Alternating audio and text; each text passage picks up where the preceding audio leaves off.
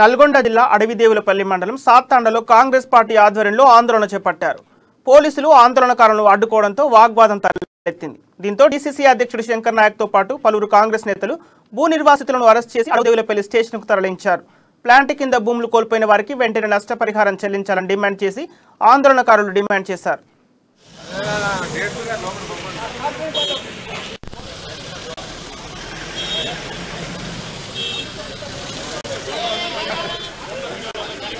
అన్నా మీరంతా బయటికి అంటారండి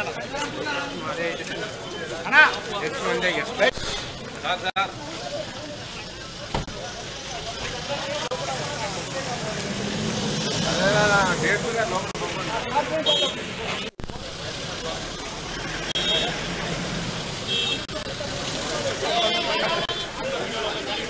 అన్నా మీరంతా బయటికి అంటారండి